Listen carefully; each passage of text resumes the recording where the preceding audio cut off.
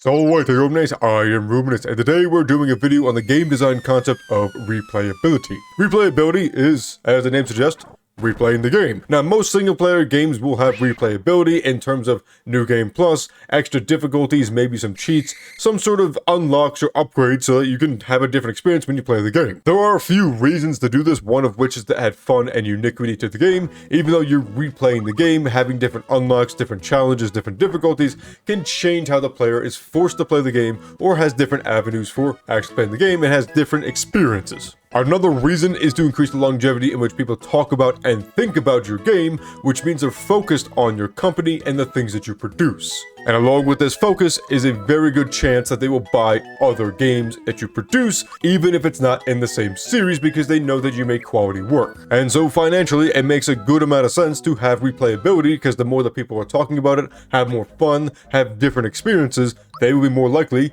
to talk about your game to their friends, online, all sorts of things, which improves your marketing, which is one of the biggest expenses that come with making games, movies, shows, books, any sort of entertainment. For replayability, I mentioned this a little bit in my sustainability video, however I'll go over it here more in depth, where replayability is being able to replay the game unobstructed. And by unobstructed, I mean that you can replay the game, get into it, and have fun, rather than sit through tutorials, long messages, long amounts of lore and filler and just general story, and not being able to skip cutscenes. All those add to the time and make people think, oh, I want to replay the game. It was fun, but then I have to sit through 3 hours of whatever random cutscene because they don't let me skip it for some reason, even though I already know the story, and the story really isn't that good to begin with. And so if I'm talking to somebody and say, hey, I like this game, you might want to check it out. The first 3 hours are absolutely miserable dog shit, but you have to, it's generally fun. And they're going to hear that and go, but it's 3 hours of miserable dog shit. And so they may not be interested in playing the game at all because the first 3 hours are dog shit. And why would I subject myself to that willingly? And therefore you see that replayability is not just in itself about replayability and adding longevity to the game's life, but actually investing people into the game and more importantly getting people to be able to play the game from the get-go and not being obstructed and being forced to deal with some nonsense. Super Mario RPG Legend of the Seven Stars, which came out in 96 by the way, so any game that says, well, we just didn't figure this out, no, in 96 they figured this out. But anyway, in the very beginning of the game, you just start. You play the game, there's no tutorial, there's no words, there's probably a 15-minute cutscene in the very beginning to show you what you're gonna do, and then you go and beat some ass. Not only is this a good lesson in replayability, but also in tutorials, because this lets you play the game and experience it without much of a hindrance. And so after the initial part where you get to learn how the game plays, what the mechanics are, and just generally a good overview or a good demo of what this game will be, then it goes into specifics and detail and dialogue, which I show here. However, what this game does beautifully is that even though some of the text takes about 1.5 minutes as I recorded it to go through,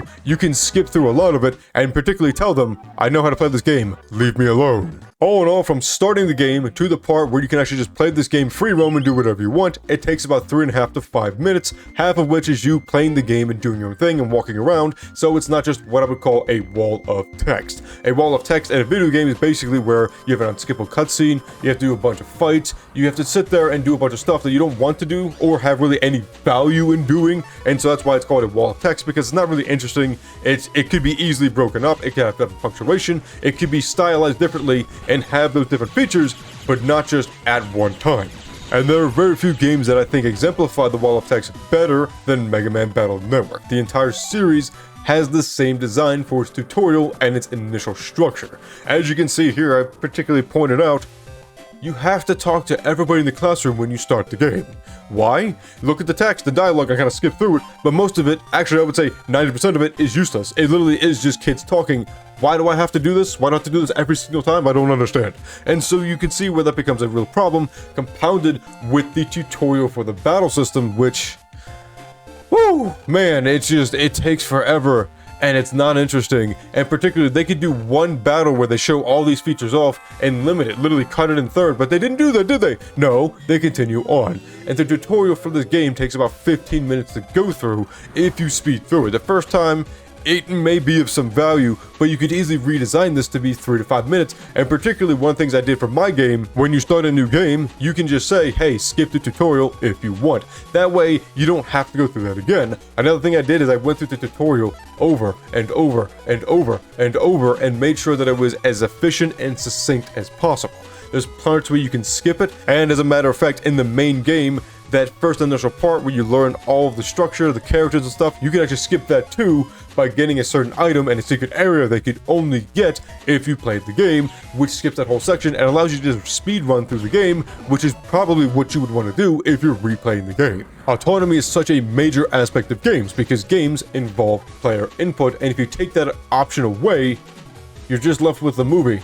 Often a movie of just staring at a brick wall that's telling you to blow up, which I already know because I've done that 10 times already. You don't need to tell me this. Autonomy is such a big, important aspect. As a matter of fact, I play video games every week with my brother and our friends, and that's something that happened during God of War, where the camera got taken away and control got taken away, and he was frustrated and confused the first 5-10 seconds until he figured out what was going on.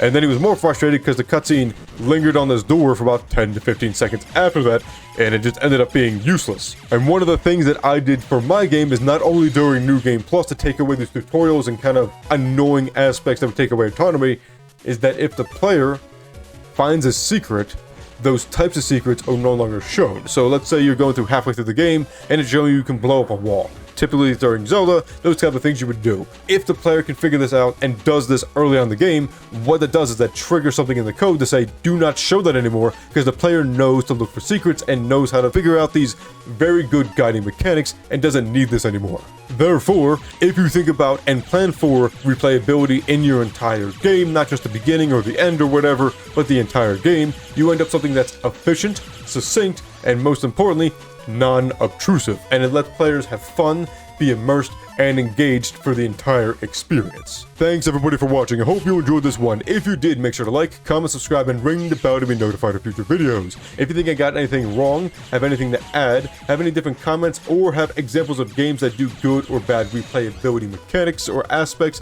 please put them in the comment section below so that we can continue this discourse. But until next time, walete omnes.